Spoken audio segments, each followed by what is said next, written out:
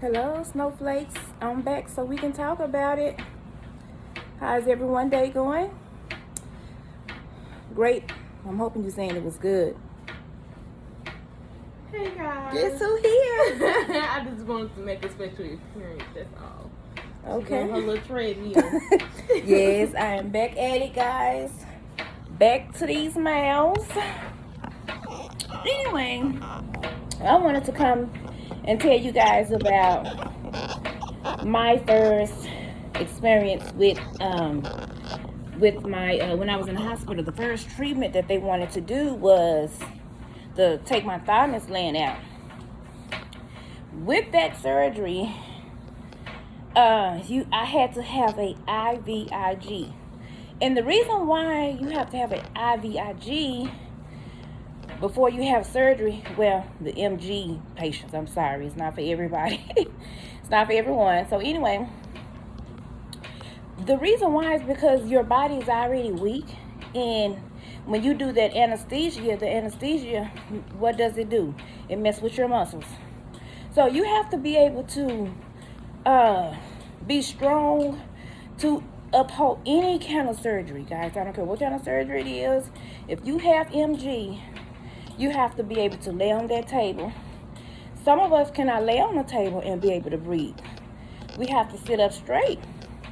So the IVIG helps with that. It helps give our muscles the strength.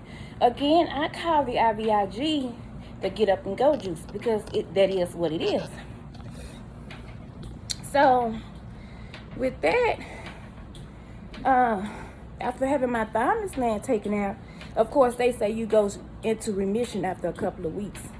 So of course that's not true for everyone. So I don't want nobody running to their doctor saying I want to get the IVIG. Now, I love the IVIG because it gives me multi-strength. But during surgery, after surgery, I was able to lift my arms. Before surgery, I was not able to lift my arms. Let me start there. I was not able to smile. My right eyelid, of course, was drooping. My legs was weak. So there was a lot of things, a lot of symptoms I was having with this Myasthenia gravis. So doing surgery, you know, you get your anesthesia, you go under, which I didn't know when I was going under, but when I came through, I'm gonna say a day or two after, I was able to lift my arms. The smile still wasn't there yet because, excuse me, I don't know, the face function was still kind of, you know, uncooperative at that time. But my legs were fine. I was able to walk because, of course, you know, when you have surgery, they want you to walk up and down the hall. So the doctors came in, and of course they gave me a strength test. I was like, yay, I'm healed. Because that was, you guys just don't understand. Before I had my thymus gland removed, which is right here in the middle, guys, that controls our autoimmune system. Before any of this came about, before I knew what I had, my smile was gone. It was like I was frowning all the time because the muscles were not functioning. I don't really know a lot of medical terms to this muscle stuff, you know. So I just know what I went through and what I felt in my body. After that surgery, of course, I went home 2 days later, a couple days before Thanksgiving. I went up, I stayed on the second floor. I was able to go up and down those stairs. I thought I was back to me. Of course, one of my medications wasn't right. So with the medicine, they have to keep adjusting it to see, you know, what's best fit for you.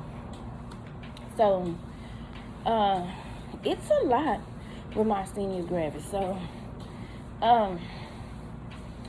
That's why I say we have to keep our head up, because we go through a lot. We have to have these surgeries. Now with the surgery, with the thymus gland removal, a lot of people don't have this scar that I have.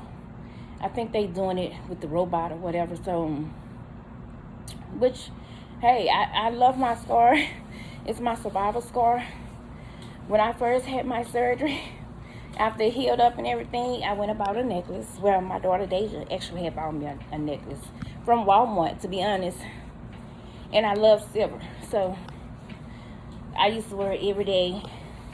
My mom used to say, put some makeup over it. No, I'm not going to put no makeup over my survival scar. I'm not going to do that. So now I don't even have a necklace on. And of course, the scar is darker than what it was, because you know, after you have surgery, it'd be like a pinkish color. But anyway, the surgery, I'm not going to lie, it really, really, really helped. But I'm not going to sit up here and say it's a cure, because if it was a cure, I wouldn't have symptoms. My eye wouldn't droop every now and then. My breathing wouldn't be off every now and then. Yeah, my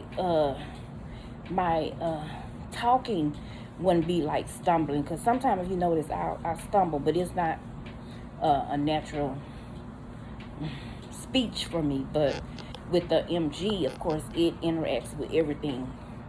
So those that know me understand. So those that don't, get to know me and understand. I just wanted to tell you guys about that, because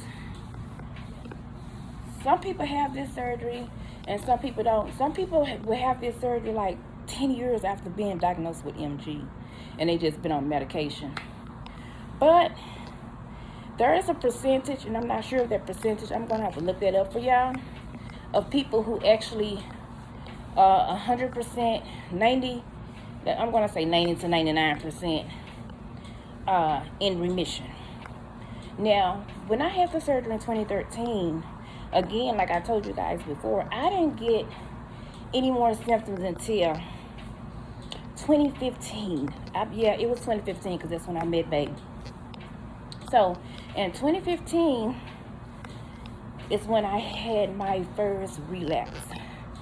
And it was like 2 weeks, because me and Greg met in September of 2015.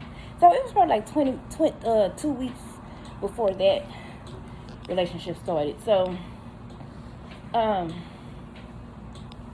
with that, I was still, because I thought I was brand new and I was me again. So I was doing everything, guys. I was losing weight and everything, because I was on steroids, and I was getting up to 240 pounds or something like that. But anyway, then I didn't want to date.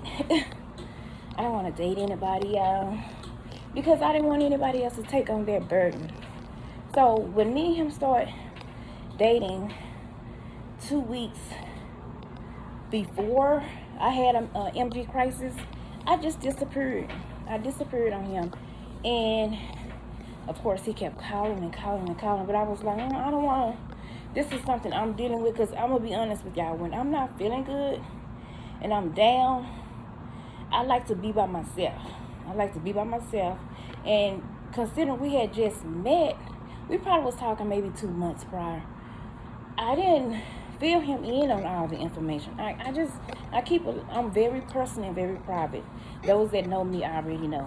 I don't talk to a lot of people. I stay to myself a lot. So, and of course I liked him, but I was like, I'm dealing with some stuff right now. And then plus, you know, I hadn't been divorced that long, maybe a year and a half. So dealing with another man was not on the list. Plus my Myasthenia gravis. So anyway, I rested for like a week. I still didn't call him. He was still calling, y'all. So I finally said, okay, let me call him. I I didn't even call. I sent him a text and said I just been down. I just said my MG been bothering me. And he thought I was saying he was bothering me because you know how you say MG instead of my MY? He thought that's what I was saying, but that wasn't. I was saying my MG.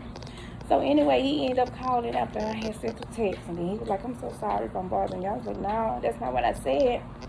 I said my MG is bothering me." And I tell you this, we've been together ever since. Ever since. So I put him in the Myasthenia gravis groups on Facebook so he can see what other people go through and what I go through, and so he can know what it's about. He just now learning how to pronounce Myasthenia gravis.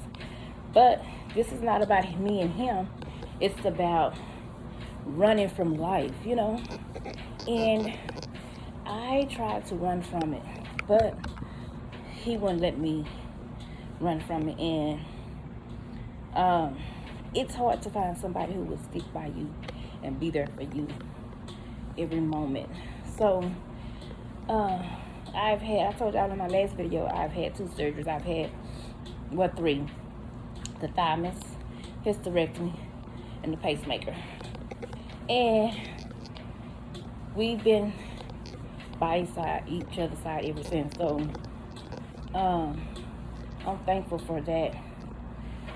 I'm really thankful for the relationship that I have with God, because I had to pray every time. I had to pray that 2 weeks I went down.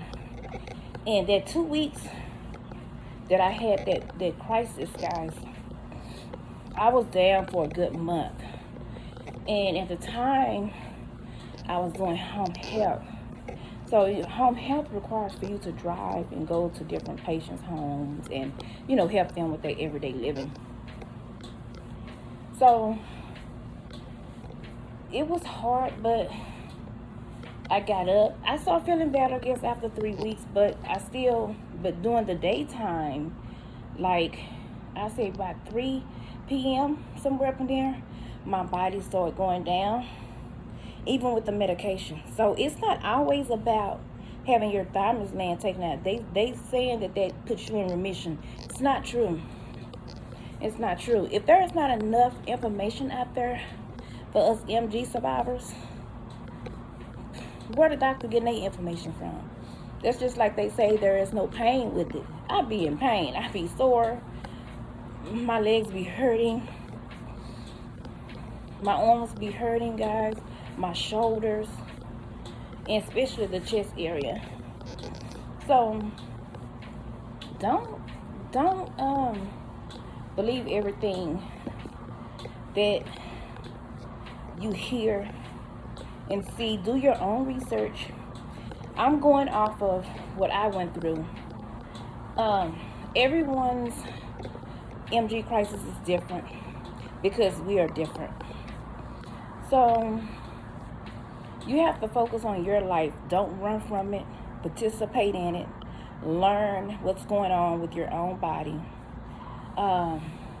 You're going to always react because that's just a natural sense that we do. We just react real quick and we like, oh my God, because when I had that crisis after a good 2 years, I didn't know what the heck was going on. I was like, now what? Did this thing come back? Because I was told that the thymus gland can grow back. So that's another thing. I always get your CT scans when you're supposed to, because I was told that this can grow back. And I read up on it, so it is true. But come to find out, I had a cold that I had caught from one of the patients. So, you know, we can't take cold medication like everyone else can. So there is a blacklist of medicines that we can't take because it interact with the myasthenia's medication that we're on. So we have to be careful of our surroundings and who we're with. I want to do a little research on pregnancy now.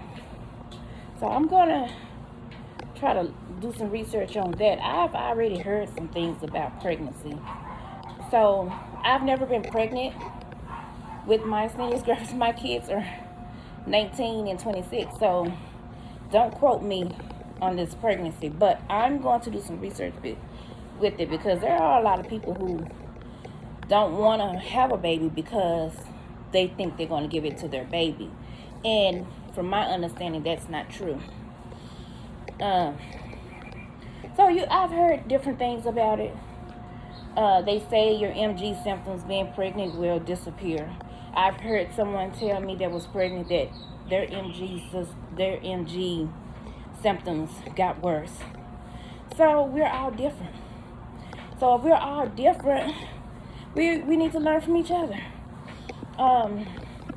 Don't be shy, because I've been shy all my life, y'all. You believe it or not. Me talking on here is a plus. And I was just telling my daughter that I didn't know if I was going to even make any more videos, but I got a sign to continue. So I'm going to continue to make these videos for us and everyone who is struggling with myasthenia gravis. Feel free to comment. You have a question or you want to share something with us, do that. And let's stay positive. Again, I love you guys. Share my video, like it, and subscribe. And let's get through this together. Nothing is too hard for God. Y'all do know that He give His strongest soldiers. There is not a soldier like me. There is not a soldier like you. So never think that what you're going through is too hard for you, because you're going through it for a reason. I never complain. I did when I first got diagnosed, of course, but my spirit is so high, and I can share this high with y'all. So go ahead and comment. If you have any questions, please leave them, and I will respond ASAP. Wishing everyone a great day. It's lovely outside, considering it was pretty cool earlier. Blessings, everyone. And you know, I have myasthenia gravis, but it do not have me. Bye-bye.